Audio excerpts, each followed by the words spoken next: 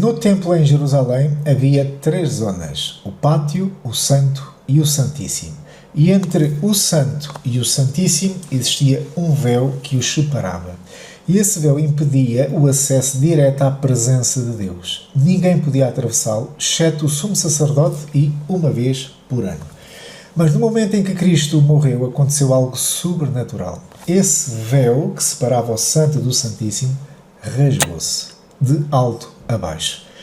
A grande pergunta é esta: se o homem também é um templo, então o que representa esse véu dentro do homem? Que véu é esse que precisa ser rasgado? E mais ainda, como é que se dá o rasgar do véu no interior do homem?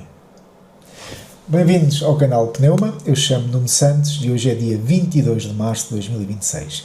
E hoje nós vamos entrar numa das realidades espirituais mais profundas e talvez menos compreendidas da vida cristã.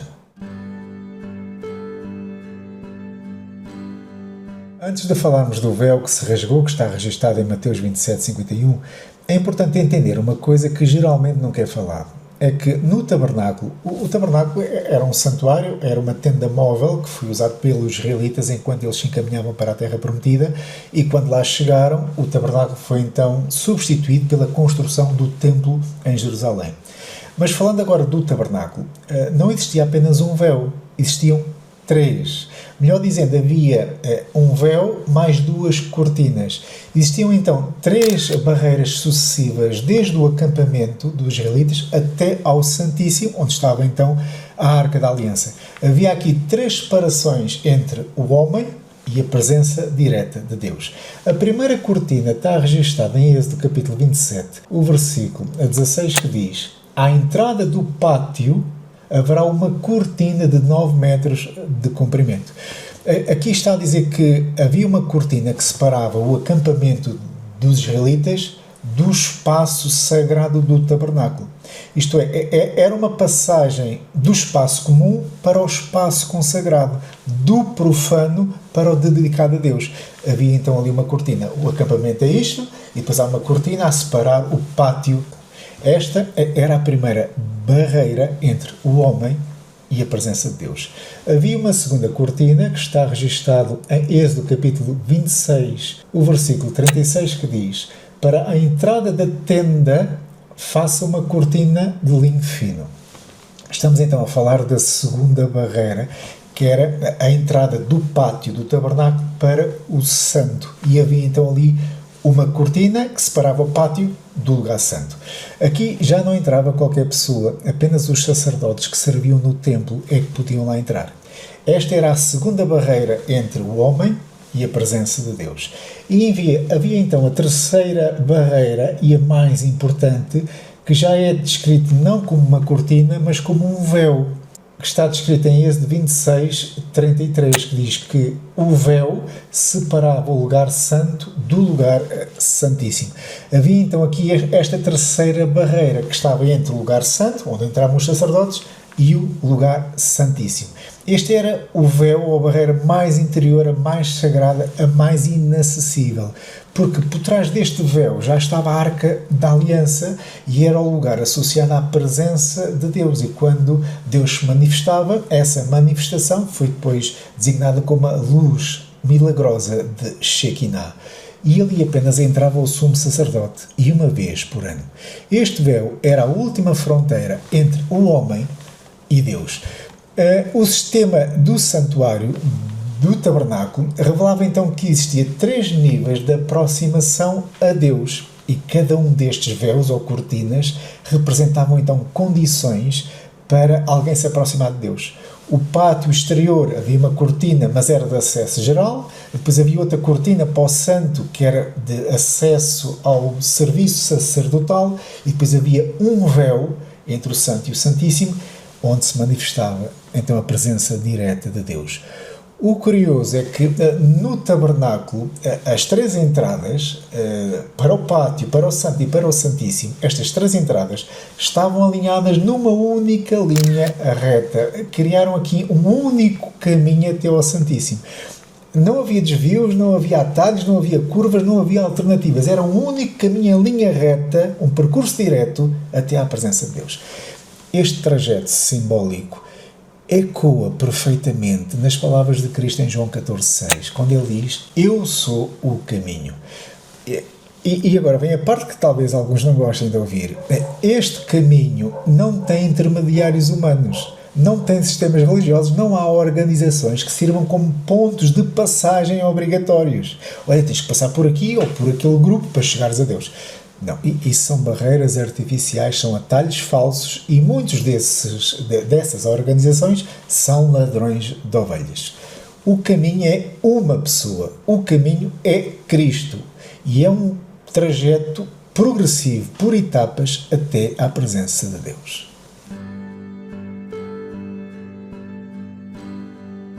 Quando se passou do tabernáculo para o templo em Jerusalém, houve algo muito interessante que aconteceu. É que as duas primeiras cortinas que existiam no tabernáculo, no templo, desapareceram como cortinas e foram substituídas por portões, por estruturas físicas. A entrada para o pátio passou a ser feita por um portão, não por uma cortina, e a entrada para o lugar santo passou também a ser feita por um portão e não por uma cortina. Mas a terceira barreira, do Santo para o Santíssimo, permaneceu o véu. O véu não mudou. A separação entre estes dois lugares sagrados, Santo e Santíssimo, permaneceu exatamente como era, separado por um véu. E isto é significativo, porque os primeiros acessos até à presença de Deus é curioso que se tornaram físicos, arquitetónicos, portões. Passa a ideia de um acesso humano, físico, material, controlado por mãos humanas que se abre e fecha. Mas o último acesso à presença de Deus permaneceu o véu. O véu nunca se tornou um portão, nunca se tornou uma estrutura controlável pelo homem. E isto revela aqui uma verdade espiritual profunda, é que a última barreira entre o homem e Deus não é material, não é arquitetónica. Mas podem dizer, mas o véu também é um objeto físico. Sim, é verdade. Mas o véu, biblicamente falando, carrega uma carga simbólica. O véu representa, na Bíblia, uma separação invisível, uma barreira não material, mas espiritual. Nós podemos ver isso em 2 Coríntios 3,15, quando o apóstolo Paulo diz que existe um véu que está posto sobre o coração dos incrédulos, um véu, certo? E depois em 2 Coríntios 4,4 diz que esse véu é aplicado pelo Deus deste mundo, que cegou a mente dos incrédulos. Estão a ver como a palavra véu está associada aqui a barreiras espirituais. Não é algo que se passa, que se atravessa ou que se liberta com os pés. O véu passa a ideia de algo controlado pelo mundo metafísico, pelo mundo espiritual, ou por Deus ou pelo diabo, ok? Então, é interessante perceber que o véu permaneceu como véu. A última barreira, ser véu, e permanecer como tal, revela que é um acesso dado exclusivamente por Deus. Estão a ver a diferença? Resumindo, a cortina no tabernáculo revelava uma porta simbólica, sim, regula o acesso, sim, mas é permitida a entrada. O véu já é algo que passa a ideia de separar, impedido, acesso proibido, presença de Deus. E é desta forma que se consegue entender a linguagem simbólica, o simbolismo por trás daquilo que foi usado no tabernáculo e no templo. Mas a ideia é esta: há um caminho progressivo até à presença de Deus, há uma cortina para o pátio, há uma cortina para o lugar santo, que ainda é esfera terrena, por isso transformou-se num portão, porque ainda é esfera terrena, mas para o Santíssimo a presença de Deus permanece um véu. Presença divina inacessível, a menos que Deus o permita. Estão a ver a ideia? Cortinas, passa a ideia de entra, véu, até aqui não passas, só com a minha autorização. Estão a ver como é que isto funciona? Isto é bonito de considerar estas coisas. E nós temos que traçar aqui um paralelo com a religião, com as religiões institucionalizadas. Lá está, a religião, uma pessoa pode entrar dentro de uma igreja, pode ser batizada, pode pertencer àquela organização, pode praticar rituais religiosos, mas mesmo assim, nunca ter passado o verdadeiro véu e possuir uma relação real com Deus. Porquê? Porque a igreja, o ser batizado, pertencer a uma organização, praticar rituais religiosos, são barreiras externas, são portões. E portões podem ser atravessados por qualquer um. Mas o véu permanece. E ninguém atravessa o véu por esforço próprio, a não ser que seja cedida a sua entrada pelo próprio Deus. Estão a ver como é que isto funciona? Ou seja, o véu no templo não era apenas um pano no templo, representa uma condição espiritual. O véu não está apenas no templo em Jerusalém, está na condição em que o homem se encontra. O homem pode permanecer com o véu estendido. É esse véu que tem que ser rasgado. No Novo Testamento nós então descobrimos que o templo, afinal, não era apenas um edifício, era também um símbolo. Obviamente, aplica-se primariamente aos céus, porque o templo representa a presença de Deus nos céus, mas a Bíblia também faz uma aplicação ao próprio homem. Isso está em 1 Coríntios capítulo 6, o versículo 19, quando o apóstolo Paulo diz: vocês não sabem que o seu corpo é templo do Espírito Santo e que ele habita em vocês e lhes foi dado por Deus? Deixa claro então que há uma aplicação também ao homem. O ser humano é um templo, assim como havia um templo em Jerusalém. E o apóstolo Paulo chega ao ponto de afirmar que o ser humano, o homem, é composto por 3 dimensões. Isso está em 1 Tessalonicenses capítulo 5, versículo 23, que diz: o próprio Deus de paz vos quer santificar por completo. Santificar o homem por completo. E o que é o homem por completo?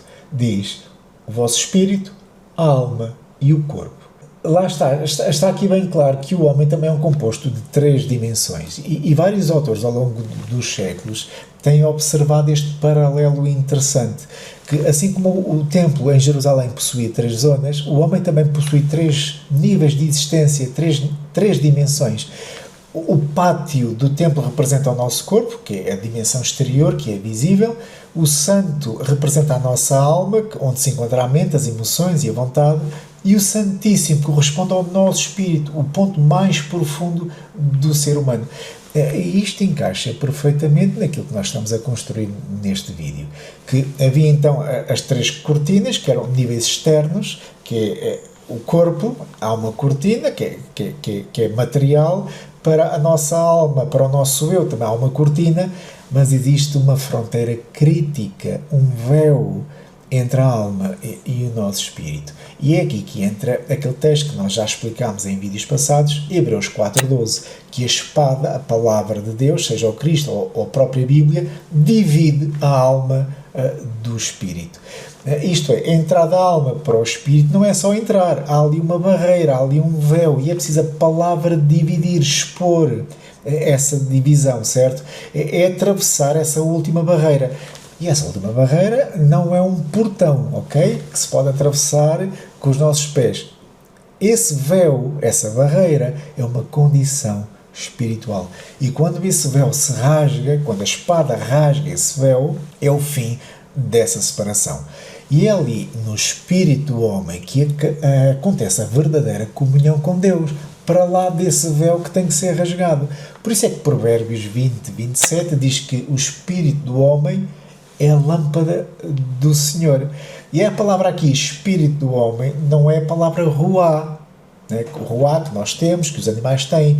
Esta palavra aqui, espírito do homem, espírito, é a mesma palavra que aparece em Gênesis 2:7, quando fala lá do sopro, o fogo de Deus, e o homem tornou-se uma alma. Diz que Deus soprou nas suas narinas o fogo da vida. E esse fogo é a palavra Neshama. E esse fogo, esse Neshama, é o que aparece aqui em Provérbios 20, 27, o espírito do homem.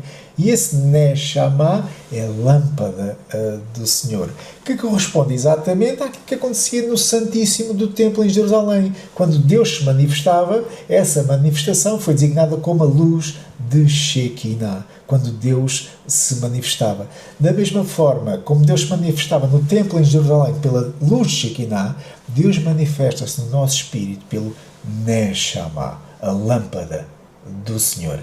O que é que isto quer dizer? É que o nosso espírito, o espírito humano, foi criado para ser o ponto de encontro entre o homem e Deus. O espírito do homem é o santíssimo do homem, o lugar onde Deus deseja habitar. Agora vem aqui um ponto crítico, que entre a alma e o espírito existe essa barreira, um véu.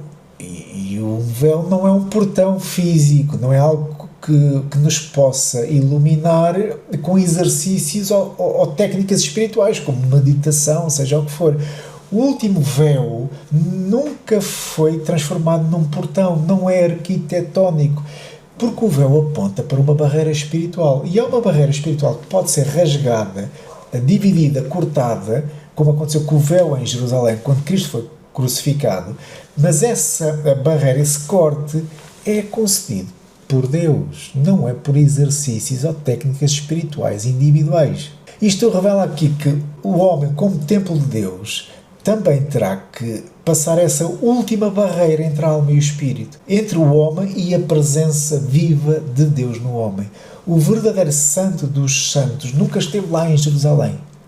É verdade, conforme já referimos, representa os próprios céus, sim, mas há uma aplicação ao homem como templo e é onde Deus deseja habitar. Mas esse véu tem que ser rasgado. Quando Cristo é crucificado, o Evangelho relata um acontecimento simbólico poderoso. Isso está registado em Mateus capítulo 27, versículo 51, que diz: "E eis que o véu do santuário foi rasgado em dois, de alto a baixo." Note aqui este detalhe, que o véu não foi rasgado de baixo para cima. Diz que foi rasgado de cima para baixo. Ou seja, não foi o homem que abriu o caminho, foi Deus que abriu o caminho. E o facto de ser cortado de cima para baixo indica isso mesmo. E nós estamos a falar de algo humanamente impossível, rasgar aquele véu por mãos humanas, porque fontes históricas judaicas indicam que o véu do templo era gigantesco, tinha cerca de 20 metros de altura, 10 metros de largura, e o curioso é que tinha 4 dedos de espessura, uma mão. Vocês imaginem o peso deste véu, que era extremamente pesado, pesava centenas de quilos, e quando tinha que ser movimentado não era por uma pessoa, era por vários sacerdotes. E isto reforça então uma verdade, que este véu não foi rasgado por mãos humanas, não foi um acidente, foi um ato divino, foi uma intervenção direta de Deus, de cima para baixo, e foi rasgado um véu com uma espessura impossível de ser rasgada por mãos humanas. Mas qual é o significado disto, o facto do véu ser rasgado? Isto está explicado em Hebreus capítulo 10, versículo 19 e 20, o apóstolo Paulo diz: "Assim que, irmãos, tendo confiança para a entrada no lugar santíssimo pelo sangue de Jesus, o qual nos inaugurou um caminho novo e vivo através do véu." E o que é o véu? Isto é, da sua carne. O véu representa aqui simbolicamente a carne de Cristo. Quando Cristo crucificou a sua vida, o caminho para a presença de Deus foi aberto. Cristo não abriu apenas um acesso simbólico, ele entrou mesmo no lugar celestial, sim, mas isto teologicamente, fazendo uma aplicação daquilo que aconteceu com Cristo, Cristo entra na própria presença de Deus, sim, é verdade, Cristo é o caminho, Cristo é o acesso à presença de Deus, esse caminho foi aberto e dá-se o fim da separação entre o homem e Deus. Lá está, o que nós queremos destacar aqui é que não é nós que sacrificamos a nossa carne que abriu o caminho. O caminho foi aberto pela carne do Cristo. Só depois vem a aplicação a nós. Este véu foi rasgado, não porque o homem subiu até Deus, mas porque Deus desceu até o homem. Então, como se aplica isto ao homem como templo? O que é isto do véu rasgado? Embora se aplique a Cristo, sim, ao lugar santíssimo no céu, como é que isso se aplica ao homem como templo?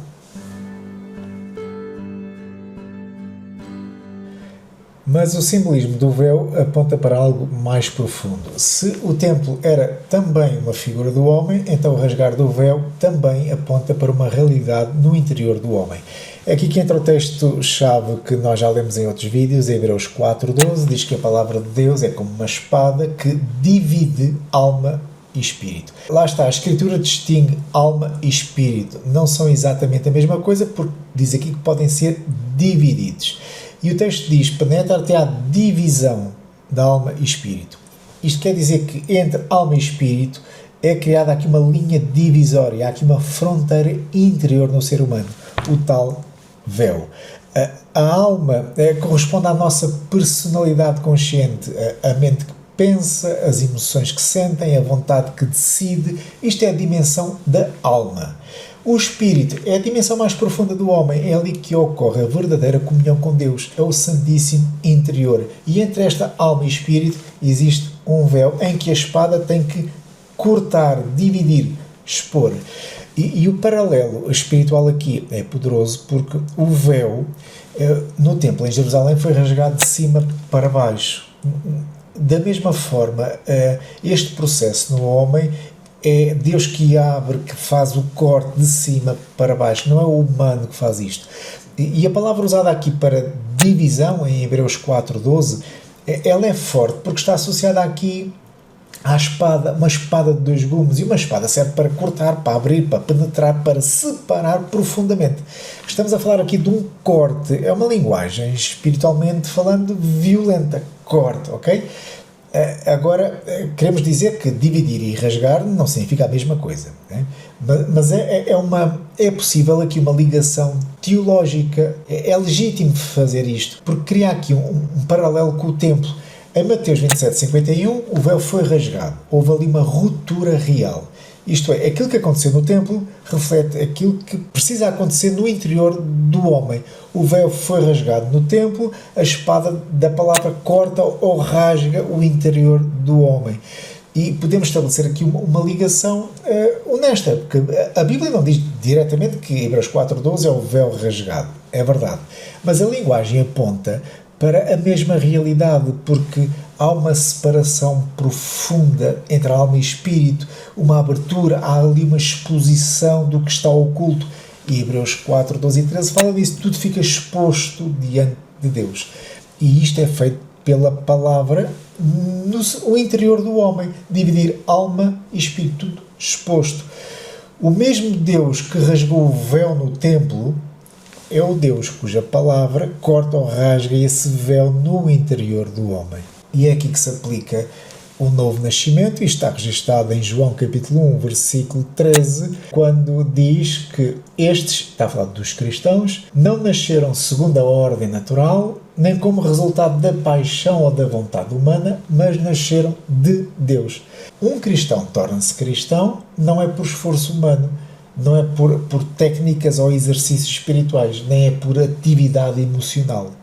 É um ato divino, é um corte de cima para baixo, não é de baixo para cima. Isto é iniciado por Deus, assim como acontecia no véu do templo.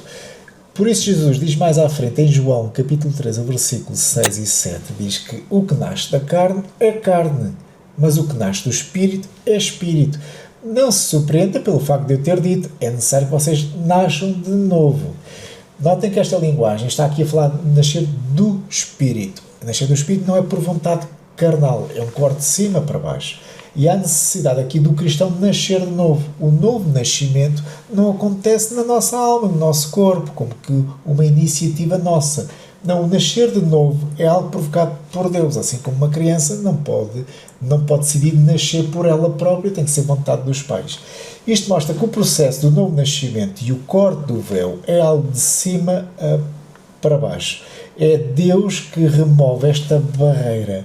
E o novo nascimento é esta ação generativa divina que cria a capacidade do cristão ser gerado. Resumindo isto, Cristo rasgou o véu, isto é o caminho que ficou aberto, o homem nasce de novo, isto é, o acesso fica ativado e o espírito cristão é vivificado. O que é que isto quer dizer? Começa a haver então uma comunhão real com Deus. Dá-se início a um novo relacionamento. O véu rasgado remove a separação, o novo nascimento restaura a comunhão. Estão a ver a ideia?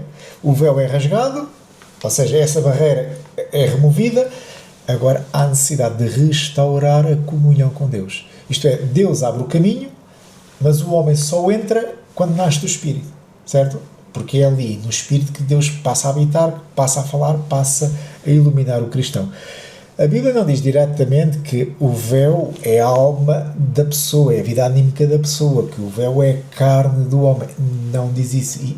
Isto não é uma afirmação explícita no texto. É uma aplicação espiritual feita por vários autores cristãos. Trata-se aqui de uma leitura tipológica, não é uma exegese literal do texto. É antes um paralelo forte e sustentável. Tal como o véu separava o santo do santíssimo, também existe uma barreira funcional entre a alma e o espírito no ser humano. Esse véu representa no homem o ego, a vontade própria, as emoções, os desejos desordenados, o intelecto um bocadinho autossuficiente, como não precisa de mais nada, e a vida da alma a dominar. Em termos bíblicos, e resumindo numa palavra, o véu é a carne do ser humano, a carne imperfeita do ser humano. Mas não no sentido físico, não carne do corpo, mas aquele princípio de independência em relação a Deus. Este véu existe e ele tem que ser cortado, porque este véu, esta inclinação da carne, não bloqueia Deus, não. Bloqueia o homem de perceber Deus. Estão a ver a diferença. E é aqui que entra um texto poderoso, que é Gálatas capítulo 5, versículo 24, que diz: os que pertencem a Cristo Jesus crucificaram a carne com as suas paixões e seus desejos. Quem pertence a Cristo, está aqui uma atitude da parte desse cristão, porque diz aqui, ele tem que crucificar a sua carne com paixões e desejos. Existe aqui uma ação por parte do cristão, há aqui uma decisão de entrega, uma disposição voluntária do cristão a sacrificar os seus próprios desejos e subir à cruz, isto é, subir ao altar, não físico, mas espiritual. Isto está de acordo com Hebreus 4.12, que nós já explicámos em vídeos passados, porque Hebreus 4.12 e 13, aquilo está ali um altar, em que Jesus é a palavra, com a espada na mão, e esse texto passa a ideia de Cristo como então o sumo sacerdote, empunha a espada da palavra para penetrar e dividir a alma do espírito, rasga o tal véu. O que este texto quer dizer é que o cristão não é passivo neste processo, é ativo, ele dispõe-se, ele sobe para o altar.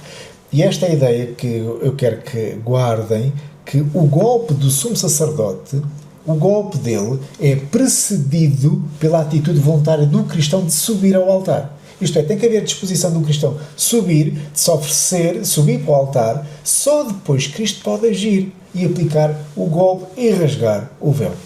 Cristo não pode aplicar o golpe sem a rendição do cristão. O véu não é rasgado à força, não. É aberto num contexto de entrega, disposição do cristão se entregar, crucificar a sua carne, a sua vontade, os seus desejos. E o cristão sobe então voluntariamente para o altar de Hebreus 4, 12 e 13, para que o véu então seja cortado. E quando esse véu interior é cortado, é rasgado de cima para baixo, então dá-se a quebra do domínio da vida anímica do cristão, das suas paixões. Isto é, a alma deixa de governar. Quando este corte acontece, o domínio da vida anímica é quebrado, a alma deixa de governar e o espírito é então libertado e exerce o seu domínio. O Espírito Santo habita no espírito do cristão, o espírito do cristão é iluminado, depois começa a encaminhar a alma da pessoa, isto é, os seus pensamentos, os seus desejos, as suas emoções, começam então a ser dirigidas pelo espírito, e então a alma do homem, o ser humano, o homem como um eu, torna-se então instrumento do Espírito Santo. O homem torna-se então um templo vivo para Deus. Tal como no Santíssimo, quando houve o corte do véu, o Santíssimo passou a iluminar o Santo, quando esse véu foi rasgado, também Deus passa a manifestar-se a partir do Espírito do homem. E ali o Espírito Santo opera no Espírito do homem, há ali o sopro de Deus, é o tal Neshama, que no templo era a luz de Shekinah, e então esse Neshama, a lâmpada do Senhor, de Provérbios 20, 27, passa então a iluminar o interior do homem. E dessa fonte interior, a vida estende-se à alma, e da alma passa para o corpo, que tem a ver então com os nossos comportamentos, de acordo com as orientações que vêm no espírito do homem, que por sua vez foi orientado por Deus. E assim cumpre-se o propósito original da criação. O homem torna-se novamente templo vivo da presença de Deus. O resgate do Cristo, o sacrifício do Cristo, a cruz do Cristo, não foi apenas o momento onde fomos perdoados, foi também o início da transformação do homem interior, uma nova criatura. Ao longo dos séculos têm existido vários autores cristãos que têm refletido profundamente sobre esta realidade interior do homem como um templo. Eles têm observado isto de forma muito interessante, que na experiência espiritual de um cristão, a vida da alma, o poder do ego, dos desejos, das suas emoções, pode influenciar aquilo que encobre, que serve como véu do espírito. Obviamente eles afirmam que isto não é uma afirmação literal do texto, não, mas é uma realidade espiritual, é uma aplicação prática. E dentre muitos autores que nós poderíamos citar, eu escolhi apenas dois para trazer à atenção a explanação que eles fazem sobre este assunto. Um deles é Watchman Nee, que é um cristão do século XX. O livro é Um Homem Espiritual. Ele escreveu isto em 1925, mais ou menos. Ele diz assim: a intenção de Deus não era residir permanentemente apenas no lugar santíssimo. Muito pelo contrário, desejava estender a sua presença ao lugar santo também. Estava meramente à espera de que a cruz completasse a sua obra, porque foi só a cruz que rasgou o véu e permitiu que a glória de Deus brilhasse para fora do lugar santíssimo. E depois diz à frente: é a cruz que efetua o rasgar do véu. Isto é, a cruz opera de tal forma na vida do crente que este tem uma experiência como a do véu rasgado entre o seu espírito e a sua alma. A sua vida natural renuncia à sua independência e espera da vida do espírito a direção e o aprovisionamento. Então ele deixa bem claro aqui que Deus não queria ficar apenas no lugar santíssimo, quando fala do templo em Jerusalém, foi rasgado, iluminou o santo, e diz aqui que a cruz rasga o véu entre o espírito e a alma. Isto é, a vida natural renuncia à sua independência. Ele está aqui a falar do ego, das paixões, dos desejos, da carne, renuncia. Ou seja, a vida natural deixa de governar e a independência da alma é quebrada. A alma quebra e o ego deixa de ser o trono. E o espírito da pessoa passa a assumir o governo da pessoa, do governo da pessoa. Outro autor é Andrew Murray, é um autor do século XIX, e ele diz assim no seu livro O Espírito de Cristo. Ele diz assim: lembre-se de que o véu era apenas para um tempo. Quando veio a realidade, o véu da carne foi rasgado.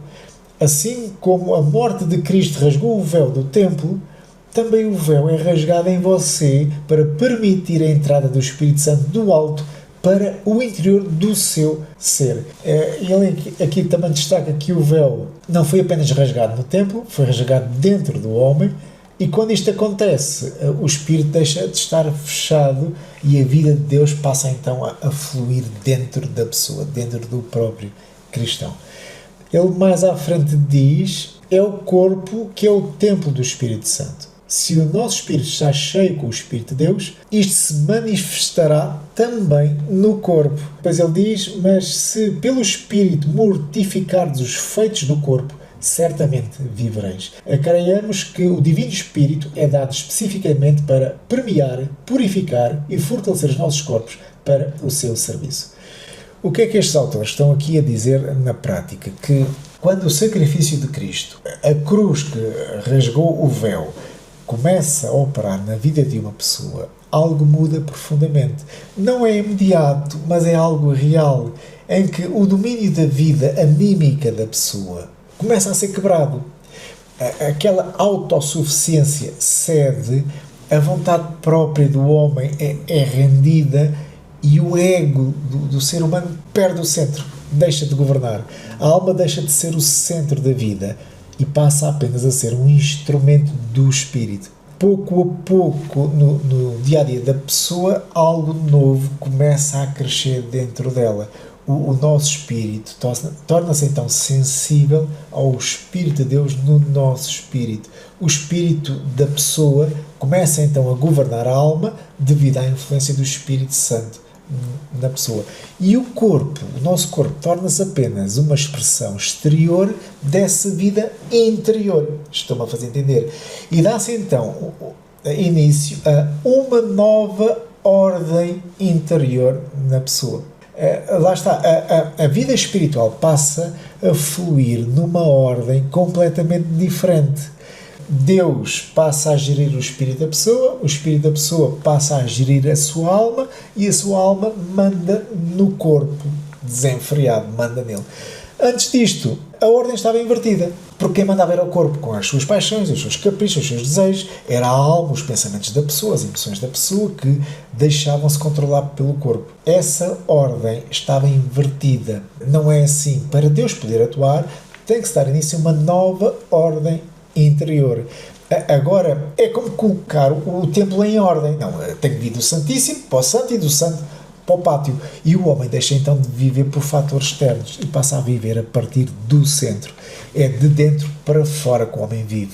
É do Santíssimo para o pátio que o homem vive. Não é ao contrário. Os sentidos do nosso espírito, do Santíssimo, têm que estar ativados: a consciência profunda, a nossa comunhão com Deus, adorar a Deus em espírito, e a intuição, o discernimento profundo espiritual, são os sentidos do espírito. E estes sentidos passam a ter percepção do mundo espiritual, isto é, do Espírito Santo a atuar no nosso espírito. E o corpo físico, os seus sentidos, a visão, a audição, o olfato, paladar e tato, que têm percepção do mundo físico e recebe informações do mundo físico e interage com o mundo físico, mas não são esses sentidos do corpo físico, do pátio, que governam a casa. Porque, primeiro, o corpo é imperfeito e está em contacto com o mundo governado pelo ímpio. Mas há necessidade de frear esse corpo, porque não é o corpo que manda na casa, porque o corpo é um criado. Não é o amo, é um criado.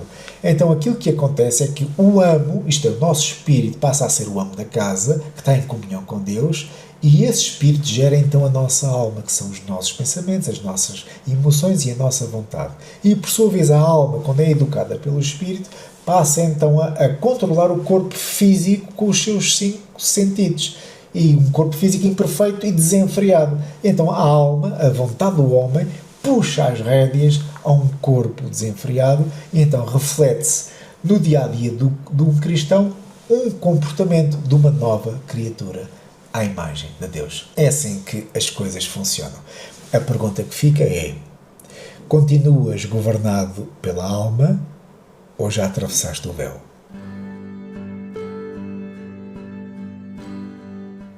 Durante séculos, o véu do templo separou o homem da presença de Deus, mas quando Cristo morreu, esse véu foi rasgado. E a carta aos Hebreus explica que o véu era a carne do Cristo. Cristo abriu o caminho ao entregar a sua vida. Mas essa realidade de cortar o véu, de rasgar o véu, precisa tornar-se uma experiência do cristão, porque o cristão também é um templo. O homem só entra no Santíssimo do templo quando a sua própria carne deixa de governar. Quando isso acontece, algo muda profundamente. O ego perde o controle, as paixões deixam de dominar e o espírito assume o governo e o homem volta a ser aquilo para o qual foi criado desde o princípio. Um templo vivo da presença de Deus. Conforme escreveu Andrew Murray no seu livro O Espírito de Cristo, ele diz: o véu é retirado e a vida antes vivida num santo lugar agora acontece no Santo dos Santos, na plena presença da sua glória. Já não é uma vida na periferia, em contacto apenas com o mundo físico, e já não é uma vida limitada à alma, mas passa a ser uma vida a viver-se no Espírito. Cristo abriu esse caminho, mas cada um de nós tem que atravessar o seu próprio véu. Continuas governado pela alma ou já atravessaste o teu véu? Vamos deixar uma pergunta no ar. Se este templo é restaurado, então como era esse templo do homem no princípio? O que é que aconteceu para esse templo cair? É isso que nós vamos explorar no próximo vídeo.